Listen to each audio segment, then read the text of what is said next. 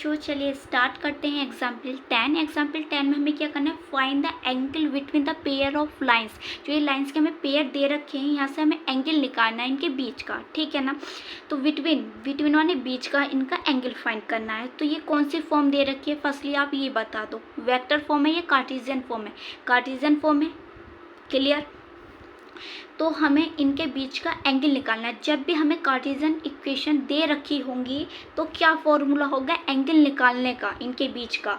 तो एंगल निकालने का फॉर्मूला ये होता है, जब हमें कार्टेशियन इक्वेशन दे रखी हो, क्या होता है, a1 a2 plus v1 b2 plus c1 c2 upon में क्या आएगा, a1 का square plus b1 square plus c1 square root a2 square plus v2 square plus c2 square. हमने इंट्रोडक्शन में भी डिस्कस कर रखा है।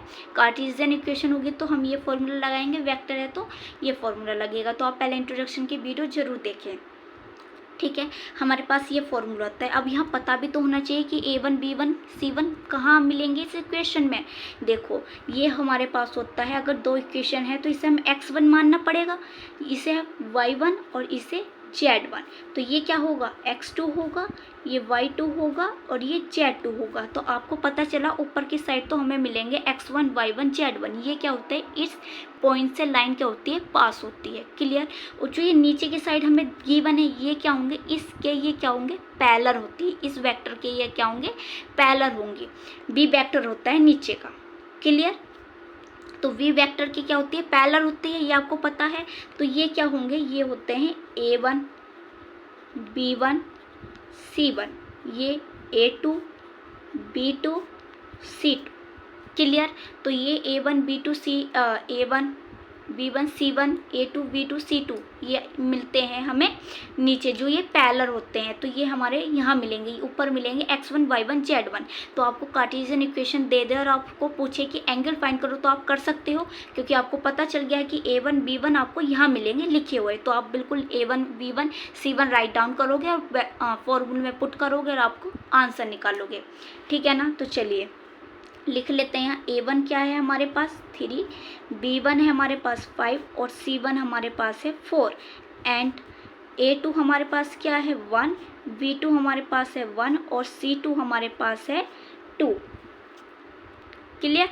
अब आपको यहाँ पुट करना फॉर्मूले में। तो चलिए करते हैं। cos थीटा इक्वल a1 क्या है 3 a2 1 प्लस v1 हमारे पास 5 है और v2 1 है प्लस c1 4 है और c2 हमारे पास 2 है अपॉन रूट पे आ जाते हैं a1 स्क्वायर, a1 का स्क्वायर तो 3 square plus v1 square 5 square c1 square 4 square into यहाँ आ जाएंगे। तो यहाँ क्या है a2 का स्क्वायर, तो a2 स्क्वायर 1 स्क्वायर, v2 क्या है 1 है तो 1 का स्क्वायर, c2 क्या है 2 है तो 2 का स्क्वायर ये आएगा। तो 3 की मल्टीप्लाई 1 से करो 3, 5 की मल्टीप्लाई 1 से करेंगे 5, 4 की करेंगे 2 से तो क्या आएगा 8 आएगा। अब इसका स्क्वायर हमारा ओपन करेंगे तो क्या आएगा 9, 25 5 का और 4 का 16, यहाँ 1 का एज इट इज़ और 2 का 4 आएगा। तो ऊपर जब हमें ऐड करेंगे 853 को तो हमें मिलेगा 16, क्लियर। और यहाँ हमारे पास आएगा 50 और इसे ऐड करेंगे तो मिलेगा 6।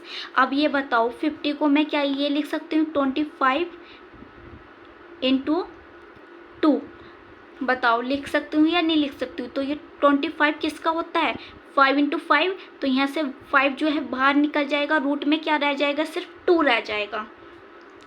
तो क्या रह गया 5 तो हमारा बाहर आ गया, 2 रूट में रह गया। अब √6 को आप क्या लिख सकते हो, जल्दी से बताओ। √6 को 2 इंटू 3 √2 इंटू √3 लिख सकते हो तो क्या बनेगा 6 ही बनेगा अंडर रूट।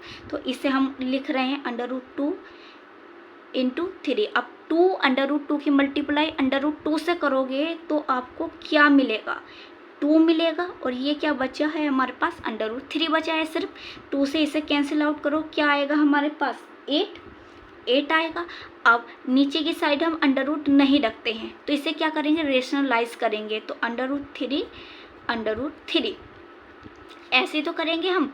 तो ऊपर हमारे पास क्या आएगा 8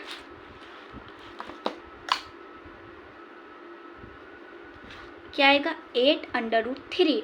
अब नीचे क्या है हमारे पास 5 है और √3 की मल्टीप्लाई √3 से करेंगे तो क्या बनेगा 3। तो 3 5 जो क्या आ जाएगा 15 आ जाएगा, यही तो बनेगा हमारे पास। तो हमें क्या निकालना है, थीटा निकालना है, एंगल। तो कोस क्या है इधर मल्टीप्लाई में, तो इधर डिवाइड मार के हम ऐसे लिख सकते हैं कोस इनवर्स 8√3/15। तो ये हमारे पास क्या निकल कर आ गया है, थीटा निकल के आ गया, ये हमारा आंसर आ गया है। वीडियो को लाइक करें, शेयर करें और सब्सक्राइब करें चैनल को।